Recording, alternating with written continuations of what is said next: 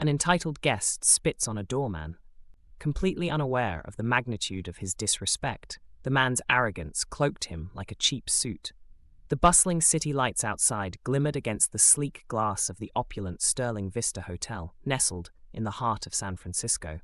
Inside, the air was charged with the hum of refined conversation, designer heels clicking against polished marble, and the occasional clinking of crystal glasses.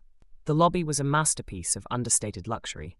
Vaulted ceilings, a grand chandelier shimmering like a cascade of stars, and carefully curated art pieces adorning the walls. Nathan stood at the grand entrance, a figure of poised professionalism.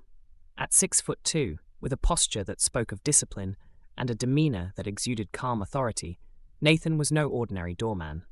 His dark uniform was perfectly pressed, a polished silver name tag catching the ambient light.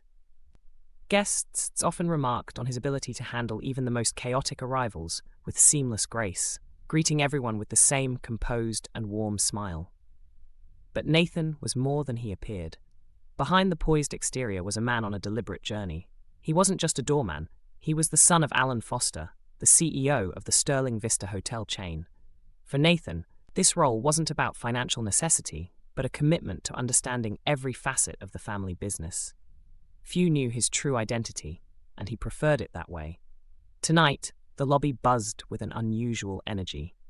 An exclusive gala had drawn an impressive crowd of socialites, business magnates, and celebrities. Nathan's sharp eyes scanned the entrance, ensuring that every arriving guest was met with prompt and courteous attention. The soft drizzle outside created a picturesque glow as droplets refracted the golden light spilling from the hotel. A sleek black car pulled up, and Nathan stepped forward with his signature efficiency. He opened the door for an elegantly dressed couple, offering a nod of greeting as he shielded them from the rain with an umbrella. "Welcome to the Sterling Vista," he said in his steady baritone. The couple smiled their thanks, their footsteps echoing softly as they entered the lobby. Nathan returned to his post, adjusting his uniform subtly, when he noticed a disturbance in the distance. The usual rhythm of the evening seemed to falter, replaced by a discordant note, raised voices, the shuffle of hurried steps. His gaze locked onto a man approaching the entrance. The man stood out, and not in a favorable way. His appearance was disheveled, a wrinkled shirt and scuffed shoes, betraying his lack of preparation for the Sterling Vista's refined atmosphere. But it wasn't just his attire that drew attention. His movements were sharp, aggressive, and his muttered words carried a bitter edge. Guests in the vicinity instinctively moved aside, their expressions a mix of curiosity and unease. Nathan's instincts kicked in. He stepped forward, positioning himself between the man and the entrance. "Good evening, sir." Nathan began with a calm yet firm tone. "We're assisting other guests right now. I'll need you to wait for a moment." The man stopped abruptly, glaring at Nathan as if the words were a personal affront. "Wait," he snapped, his voice loud enough to draw the attention of nearby guests. "Do you even know who I am? I don't wait." Nathan held his ground, his expression neutral. "I understand, sir. I'll ensure someone assists you shortly, but we need to maintain order for all our guests." The man's irritation turned to outright hostility. "Order?" he repeated, his voice rising. "You think you can tell me what to do? You're just a doorman, a nobody." Nathan's jaw tightened, but his demeanor remained composed. He'd faced entitlement before, though the sheer hostility radiating from this man tested even his well-practiced restraint. "Sir," he said evenly, "I'll need you to lower your voice. We have other guests here, and I'd appreciate your cooperation." The man stepped closer, pointing a finger at Nathan's chest. His face was red with anger. "You think you're better than me? Do your job and let me in." Nathan's hands remained clasped in front of him, a picture of calm. "I am doing my job, sir, and part of that job is ensuring all guests are treated fairly and respectfully." The man's rage reached a boiling point. In a shocking act of defiance, he spat directly at Nathan. The act was vile, and the sound of collective gasps filled the lobby. Nathan froze for a moment, the warm spit clinging to his cheek, a physical manifestation of the man's utter disregard for decency. Around him, the once bustling lobby fell silent, all eyes on the confrontation.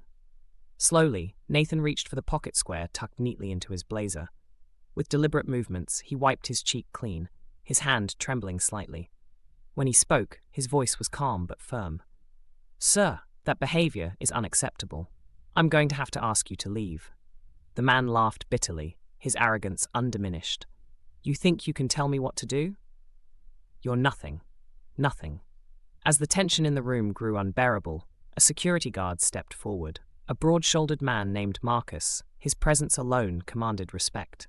He placed himself between Nathan and the guest, his voice measured but firm. "Sir, I'll need you to leave the premises immediately. Your behavior is disruptive and unacceptable." The man scoffed, his bravado faltering. "I'm not going anywhere. I've got a reservation, and I'll stay as long as I damn well please." Marcus's hand moved to his radio, a silent warning that the situation could escalate further if the man didn't comply. Reluctantly, the man took a step back, his muttered curses trailing behind him as he was escorted toward the exit. "This isn't over," he spat, his voice echoing off the marble walls. The automatic doors closed behind him, and the lobby exhaled as one. Nathan adjusted his blazer, his expression as composed as ever, though his pulse raced. Guests began murmuring among themselves, some approaching him with words of support. He nodded politely, acknowledging their kindness without breaking his professional demeanor. Just as the tension seemed to dissipate, a deep voice cut through the murmurs, authoritative and calm. "Nathan, is everything under control here?"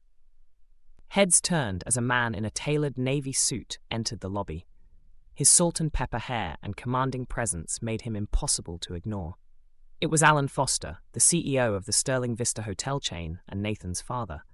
Few guests knew of their relationship, but those who did exchanged knowing glances. Nathan straightened. "Yes, sir, the situation has been resolved."